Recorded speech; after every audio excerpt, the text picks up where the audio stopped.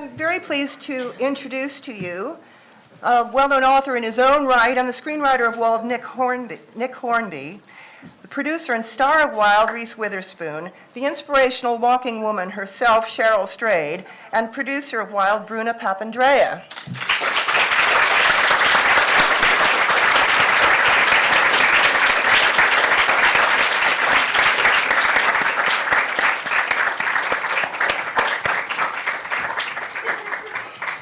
I should mention that unfortunately director Jean-Marc Vallée can't be with us today because of production commitments. He's a busy boy, but we'll touch on him later.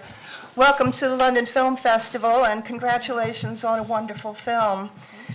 I'm going to start, ladies first, you're overwhelmed here, Nick. I must start with you, Reese, because I think that a lot of people like me found things that were intensely personal and really struck a chord in Cheryl's book. And I understand that you leapt into action to option it as soon as you read it. And I wonder if you could tell us what in particular struck a chord with you.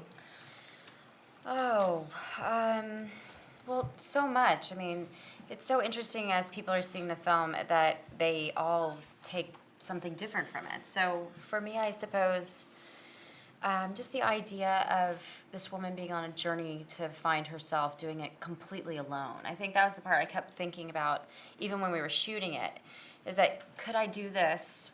Well, yeah, I could probably hike, I could probably do this, but could I do it all alone for 94 days without anyone? And that was what I found really remarkable. Thank you. Bruna, when you and Reese founded Pacific Standard Films, and by the way, launching it with getting the adaptation of Gone Girl off the ground, so well done, ladies.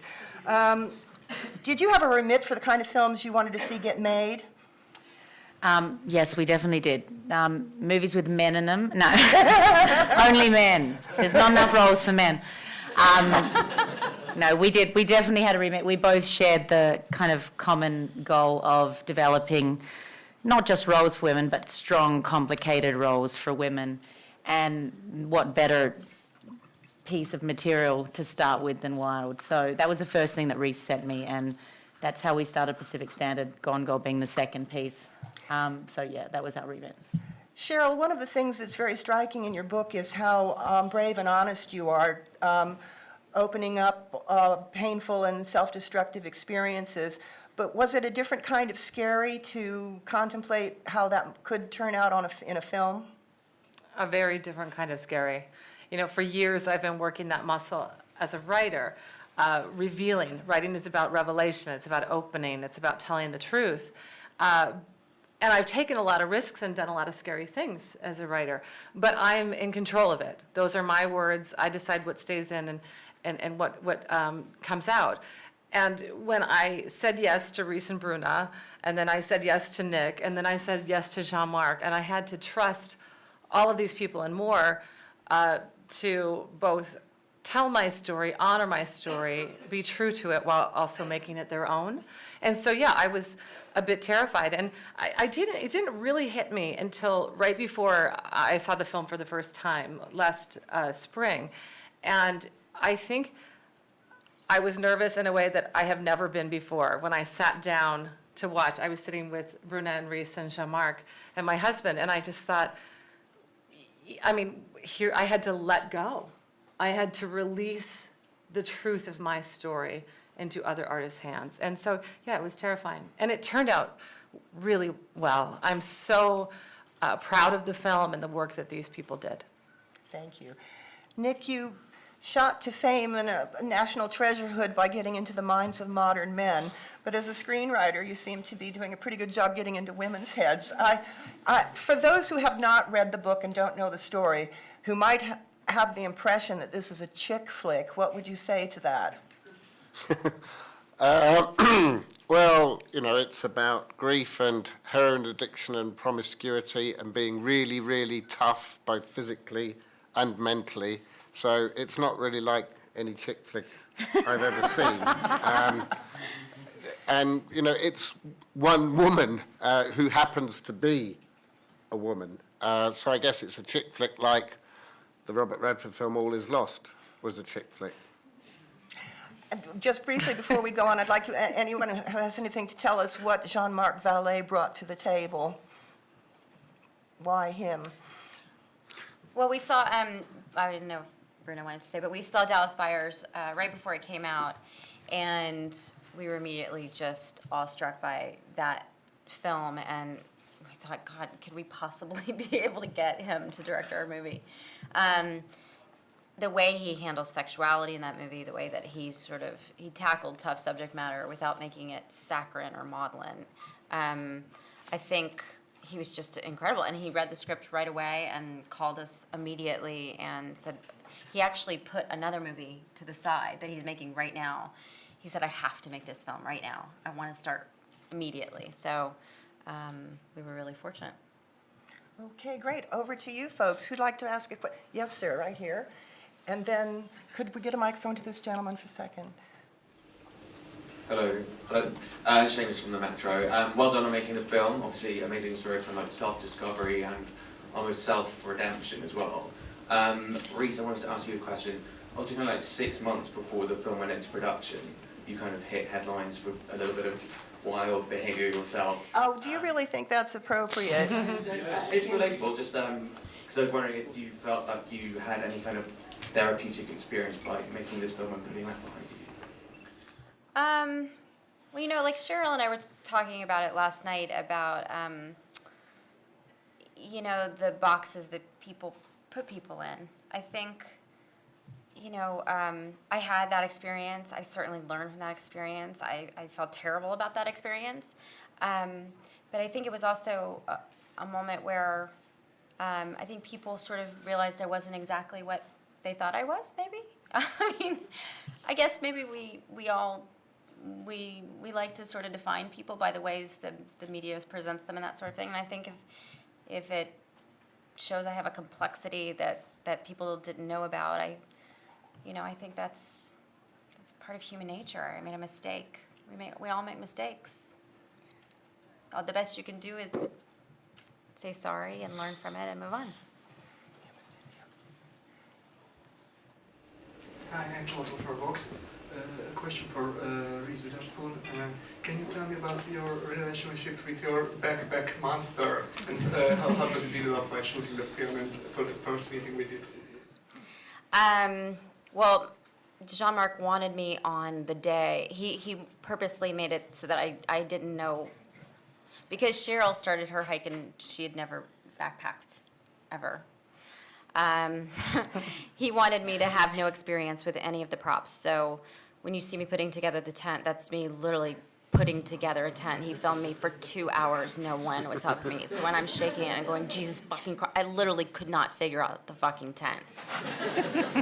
And when I kick the stove, it's because I couldn't make the fucking stove work. There were no fucks in the script. She just.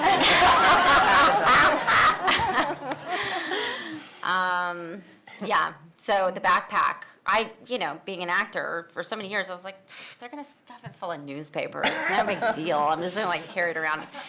And we got there on the day and I put on the thing and I said to the prop guy, just put newspaper in it. And Jean-Marc came over and he said, is there anything in the backpack? And I said, no, I'm not gonna like hike across the thing with the heavy backpack. And he's like, actually, he's like, I think it would be better if you had the heavy on your shoulders, and I see the way you walk. And I was like, are you joking me? And he said, no, I think it's better. And then he just like walked off. I was like, oh my God. So I ended up carrying it the whole time. And I've never been as strong as I was after that movie. I had some back problems. Yes. Hi, Luke here, Phil from Wow 24/7.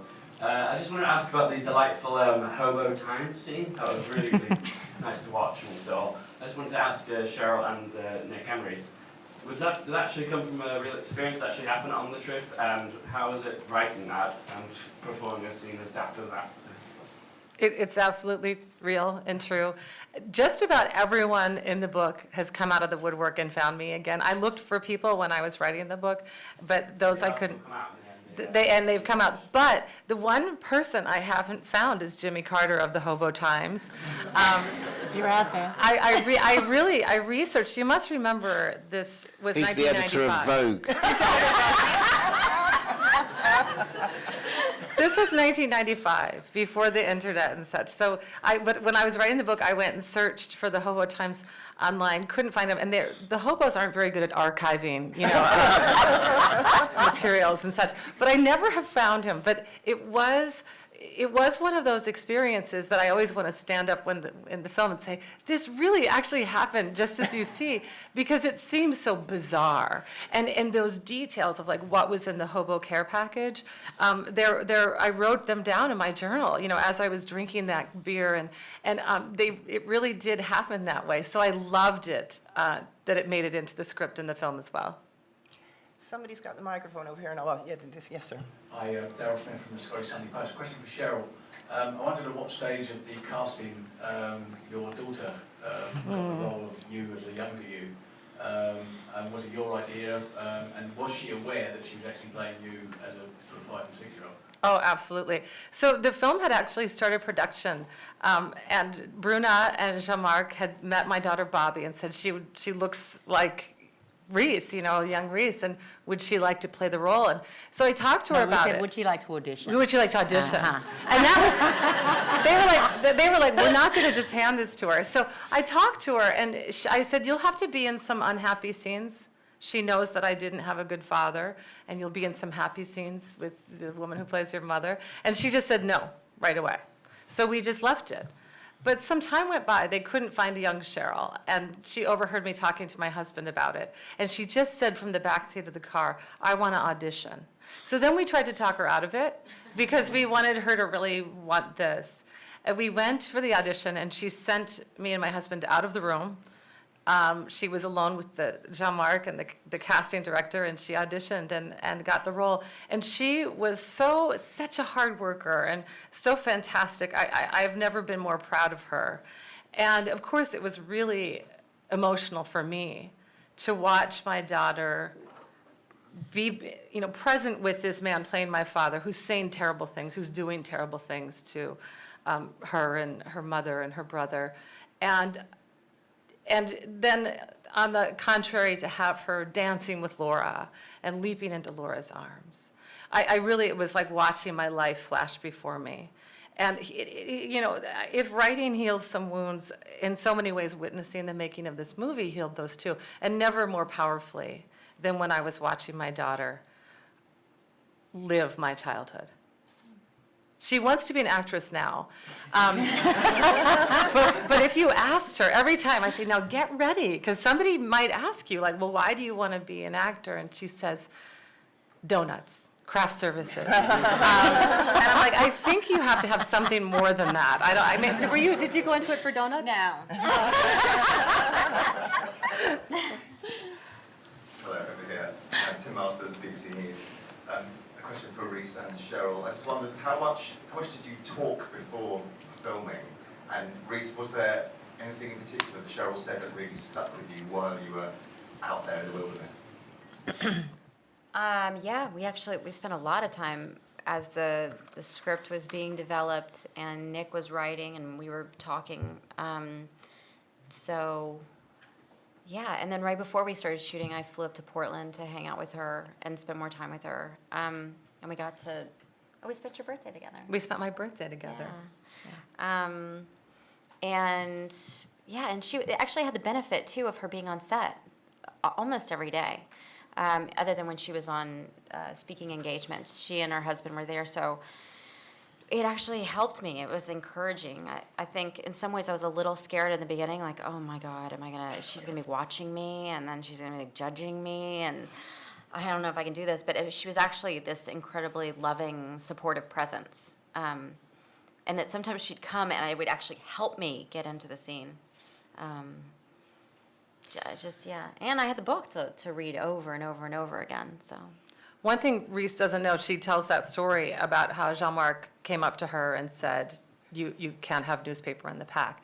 It was because I watched Reese walking in that newspaper pack, and I said, I can tell that the pack isn't weighed down. She should be actually carrying a heavy pack. That was you? That was me. That was me, and we could. Are you the one who made me wear the shorts when it was like 30 degrees outside? That was me. Oh, yeah. That was Bruna.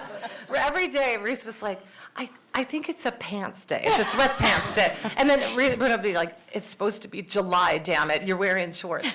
That's one thing, it was cold. And I mean, I will say, there was so much that, when we talk about what Reese and I talked about in preparation for the role, one of the things I admire about Reese so deeply is, and I think probably any great actress does this, is that you have to, it has to begin with the self. You have to be brave enough to tell your truth in order to tell a story that matters to anyone else. That is the way to the universal narrative, is to be brave enough to tell your truth. And so many of the conversations that Reese and I had that were, I guess, in preparation for the film, weren't about the film at all. They weren't about my hike at all. They were about our lives, just talking about our childhoods, talking about relationships we've had, talking about ourselves as mothers, and everything from the mundane to the extraordinary. And I think that that's how you prepare to be revelatory in your work. And that's really what we did. It wasn't like, okay, you hook up the backpack here. There was some of that. But the more important work was just really opening ourselves up to each other. Thank you. Go ahead, sir. Go ahead. Please. First of all, congratulations on an absolutely beautiful performance. Thank I you. guess just following on from that last question, I'd like to know, you mentioned earlier that your director had a real sense of urgency to tell this story. I'm curious, can you elaborate on, for you, the essence of Cheryl's journey, her story, that made you feel that same sense of urgency, and now you have brought it to the screen, apart from stronger back muscles, what have you taken away from the experience? Definitely the hardest movie I've ever done in my entire life, for many different reasons. The physicality was really difficult, but after the physicality was definitely the part I was dreading the most was the emotional part of it, the grief, the divorce, the sex scenes were the hardest thing for me to do, honestly. So hard. I remember writing Cheryl like the night before. I was like, I don't know how I'm supposed to have sex with two strangers tomorrow. Basically, I'm gonna shake their hand and like have sex with them in an alley. I've never had to do anything like that in my entire life. And so Cheryl came to set that day. I was like, thanks for coming today. I was like, I can't believe you've never done this.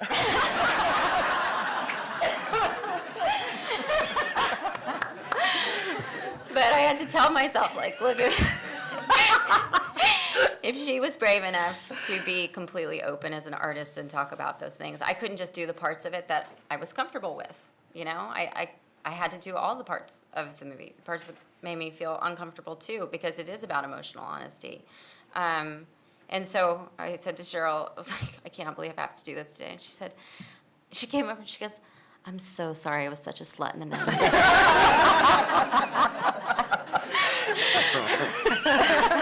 Thank you. Go ahead.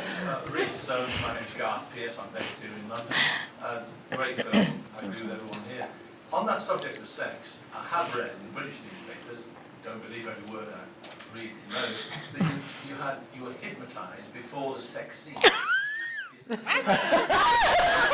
Yeah, I'm afraid that is something that is appearing in the British press. Are you serious? Well, right. It says you have to be hypnotised before you have sex at all. That's how the Brits do it. About you guys.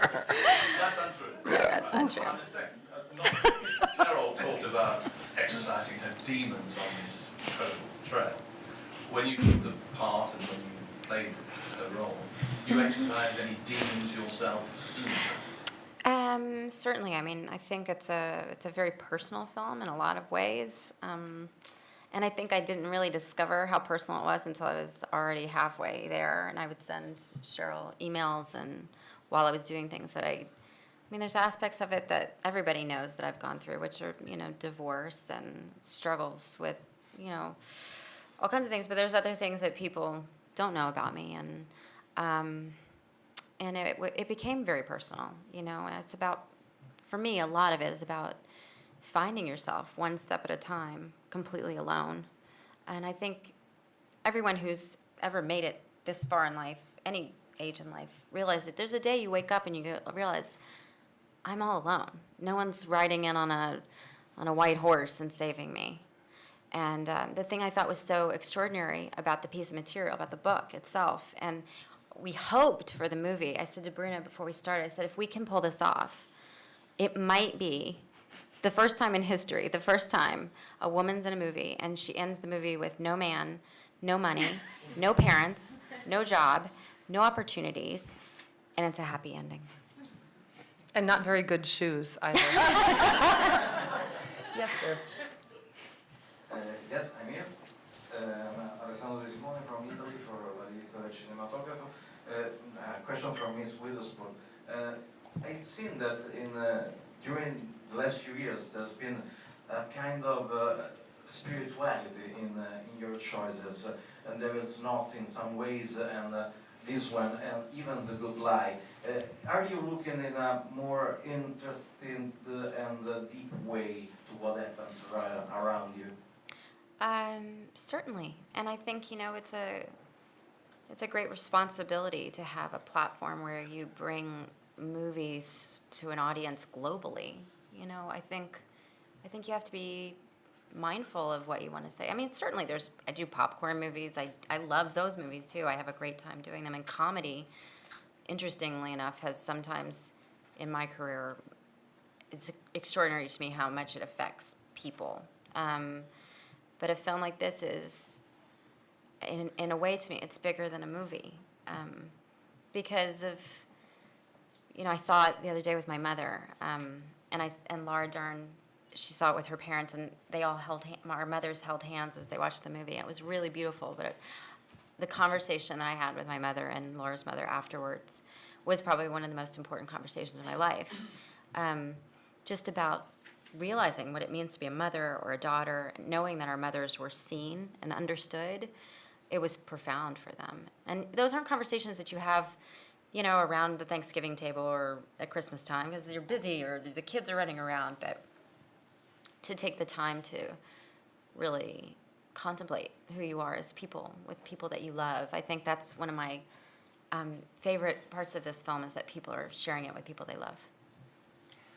I think we just have room for a few more questions. So after you, Miss, would you hand a microphone to the lady behind you and your sex? So 1, 2, 3. Okay, go ahead. Thank you. Hello, Karen Stenson, Swedish Radio. I just wanted to ask, how do you think, all of you, how does the story of a woman's conquering nature, how is it being told right now, how does that tie in with the current wave of feminism? Wow. Well, I've been a feminist all my life. I learned the word when I was like 5 or 6.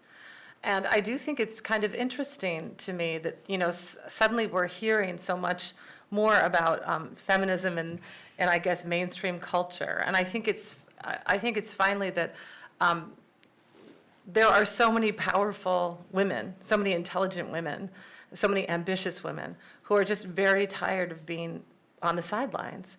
And so, I didn't plan for this book to be this sort of like iconic, story of a feminist. It was simply me writing my story, and I think that we didn't plan this as a film. But you hear Bruna and Reese talk about the reasons they founded their company, and it was all about, we're just not going to sit quietly anymore. And the work that women who came before us have done was got us so far, but it didn't get us all the way. And so now we're just stepping forth. I think, and people are noticing it. I'm writing about it within that context, but I think it's born out of just a very natural desire to take ourselves seriously and be seen as such. I mean, especially in nature, when she meets these men who are quite threatening, that's an experience anyone can relate to, and it's sort of a heightened level as well. And I'm wondering if when you were doing that, if you thought about that, so you want to show what it really feels like. Yeah, I really wasn't afraid on my hike. I wasn't afraid of most of the men I met. I think it's not a surprise to most women that we are strong and that we can do things that other people tell us that we shouldn't or can't do. I think that's an important part of the book as well. I mean, that I think that I thought was amazing in books is that we're taught, even as little girls, be afraid. Be afraid.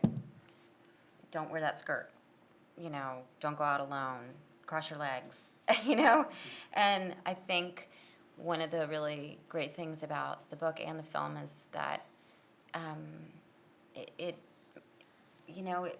she forgives herself of her sexual experiences, you know, and I feel like so many times we're told as a woman to be ashamed of any experience that you have, and I think it's really a revelation to have a character, a woman in film going, what if I was supposed to sleep with all those guys? What if I learned something about it? What if that's okay? And I think that was extraordinary. Thank you. Yes, sir. Toby Rose, freelance, London.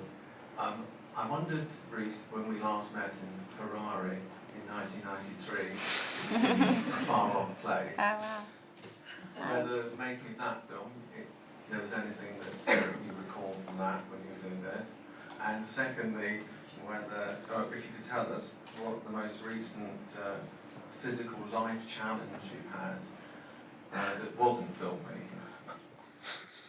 Oh, yeah. Wow, I forgot about that movie. Hi. Do you remember everything? Yeah, I do. Well, kind of. Really, I've had a few kids. Talking about physical life experience, probably having kids. 3 children was a physical experience, not to be forgotten. But yeah, I remember that movie. Yeah, it was a Disney movie where a boy and I walk across the Kalahari Desert. You're right, 3,000 miles. But we didn't. 3,000 miles. And I really carried a very light backpack with newspaper stuff. Hilarious. Thank you. Go ahead, ma'am. Hi, I'm Catherine Jones from One Room with a View. Cheryl, I'm interested in the casting of the film of your mother. Was that something that was particularly difficult for you? It was, I wouldn't say it was difficult. It was painful for me to contemplate my mother's death being reenacted. And it was striking that Jean-Marc chose to do it so accurately. What I wrote in the book about how my mother dies and how I found out she was dead and all of those details are seared into my memory, into my mind, and I wrote about them very honestly in the book. And then Jean-Marc and Reese and the actors and Laura recreated that. And so I always cry at that scene. It was really important to me that Laura understand who my mother was, that she wasn't, she was this incredibly gloriously good mother. I think we seldom get to see that, right? When do you get to see a good mom who's not idealized, who's imperfect, who's human? And I wanted Laura to know that about my mom. She and I spent quite a lot of time talking about both of our mothers and ourselves as mothers, and she brought all of that into the role. So it wasn't hard. It was. I would say that the word I feel is just so lucky. I think that she and my mother share this enormous optimism. You know, a reporter recently called Laura Dern sunshine in human form. And I think that that's very accurate. My mother was that too. When I was a teenager, that annoyed the shit out of me. But now I think it's one of the greatest gifts of my life. Thank you all so much. I just want to say again, congratulations on a wonderful piece of work from all of you. And thank you, ladies and gentlemen, for your time. I know you have to be rushed off, but great success with the film. Thank you. Thank you. Thank you.